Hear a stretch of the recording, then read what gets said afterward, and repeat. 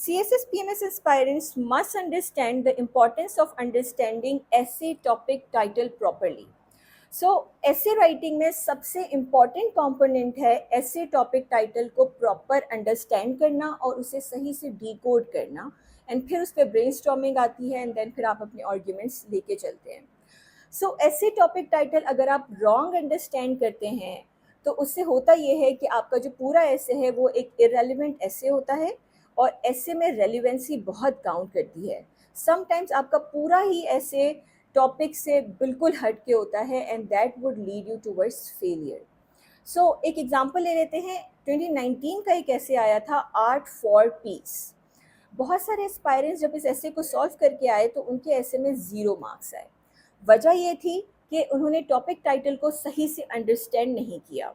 अब art for piece का मतलब ये है ऐसा आर्ट फॉर्म जो कि पीस को प्रमोट करता हो या जो पीस के बारे में बात करता हो.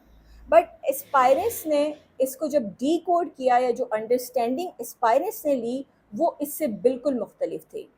एस्पायरेंट्स ने इस आर्ट फॉर पीस को रीड किया आर्ट ऑफ पीस से.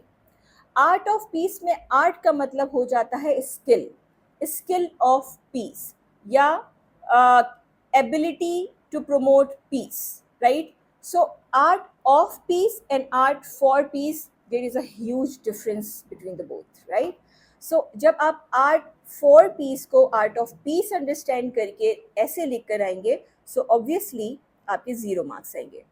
सेकेंड एग्जाम्पल ले लेते हैं. CSS 2018 का एक टॉपिक है emerging power of social media problems and prospects.